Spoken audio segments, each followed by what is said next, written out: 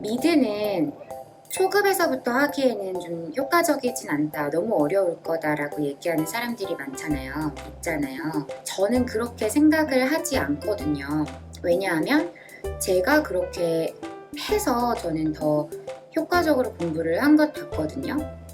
그래서 오늘은 제가 미드로 어떻게 영어를 공부했고, 왜 제가 미드를 초급자한테도 적절한 공부 방법이라고 생각하는지 좀 이야기를 해보려고 합니다. 하지만 일단 제가 말하는 초급은요, 제가 고등학교 때부터 미드를 열심히 보기 시작했거든요. 그러니까 고등학교 때니까요. 초, 중, 고 때 영어를 어느 정도 학교에서 배우기 때문에 기본적인 주어, 동사, 목적어 이런 어순도 알고 기본적인 단어들도 적당히 알고 있는, 그래서 문장을 줬을 때 어느 정도 해석은 가능한 그 상태를 이야기를 하는 거거든요. 예를 들어 제가 스페인어나 중국어를 갑자기 배우기 시작한다면 당연히 드라마로 공부를 못하겠죠. 하고 싶지도 않고요. 저도 당연히 기초적인 수업도 듣고 문법, 발음 이런 것들 수업 들으면서 공부를 하겠지만 그런 정도의 왕초보를 이야기하는 게 아니라 당연히 어느 정도 문장 해석은 되는 그런 상태라면 저는 그 정도만 돼도 말 한마디 못해도 미드로 병행을 공부를 하는 것이 좋다고 생각을 하는 거거든요. 일단 제가 미드로 어떤 효과를 받는지에 대해서 이야기를 하기 전에 초급자가 미드로 영어를 공부하기에 어려울 거라고 생각하는 이유들에 대해서 먼저 한번 이야기를 해볼까 해요. 먼저 첫 번째로 너무 과도하게 어렵지 않냐라는 게 있겠죠? 그런데 여러분, 학교 다닐 때 그 독해 하잖아요. 그게 더 어려워요. 그 문장들을 여러분들이 해석하는 건 왜 괜찮다고 생각을 하고, 미드에 나오는 그런 정말 실생활 표현들은 무조건 엄청나게 어려울 거라고 생각하는지 잘 모르겠고, 미드도 똑같아요.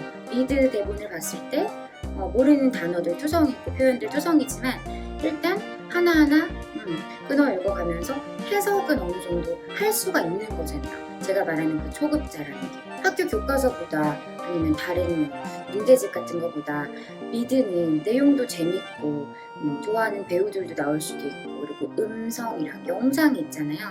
얼마나 재밌어요. 독해를 하더라도 이런 자료로 독해 연습을 하는 게 저는 훨씬 더 효과적이라고 보거든요. 그리고 너무 어려운 문장이 있다 그러면 저는 그냥 과감하게 스킵을 했어요. 꼭 알고 싶은 별표를 쳐놓고 나중에 질문을 하더라도 일단 그런 거 가지고 너무 스트레스를 받지는 않았었어요. 나중에 하면 되지.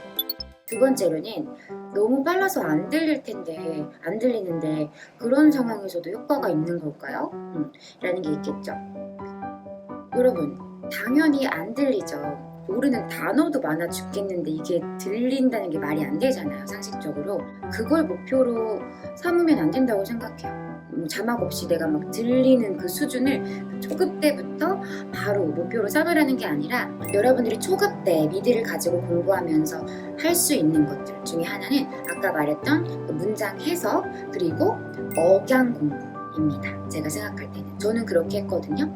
어떤 특정한 문장을 정해서 속도를 똑같이 맞추지 못하더라도 일단 얘 말투 그대로 내가 최대한 카피는 할 수 있겠죠. 여러 번 하다 보면.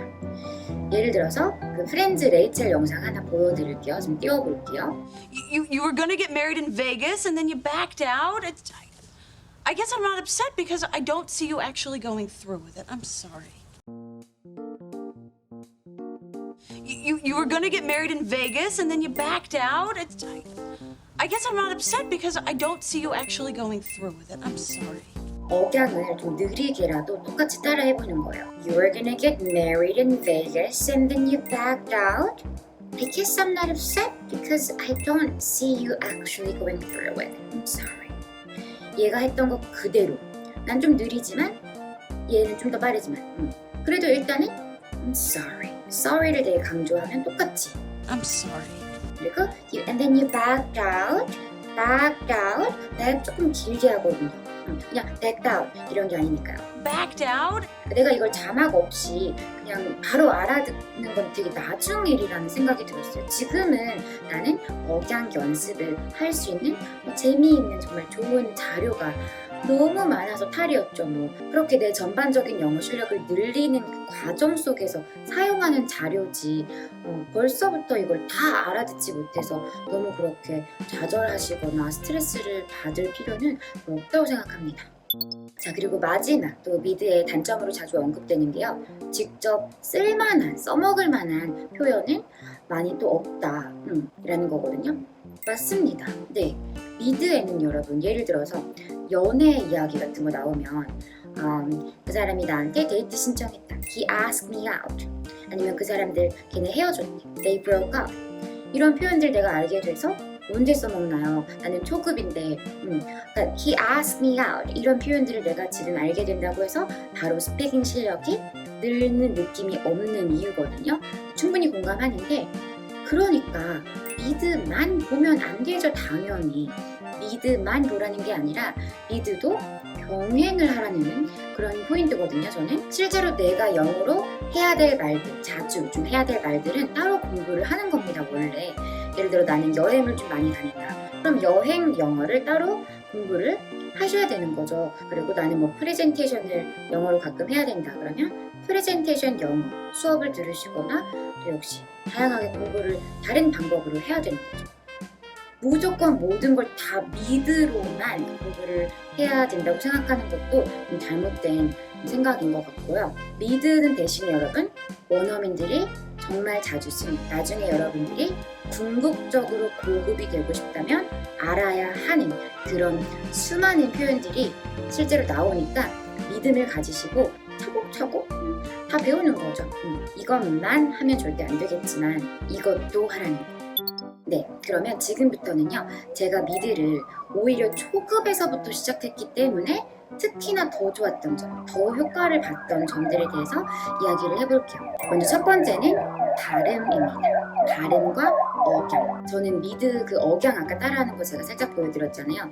그런 게 거의 취미였거든요. 정말 좋아하다 보니까 발음이 먼저 잡힌 케이스였어요. 짧게밖에 말을 못하고 너무 오랫동안 얘기는 못하지만 그 짧은 문장들을 할 때라도 제 억양이 원어민이랑 비슷하게 잡혀져 있었던 거예요. 저도 모르게.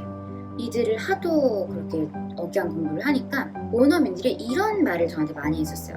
You didn't have an accent. Your accent is really good. 악센트가 정말 좋다라는 건 억양이 좋다는 거고, 악센트가 없다는 건 비원어민들의 말투, 그런 게 없다는 거죠. 초급인데도 자신감이 생기는 거예요.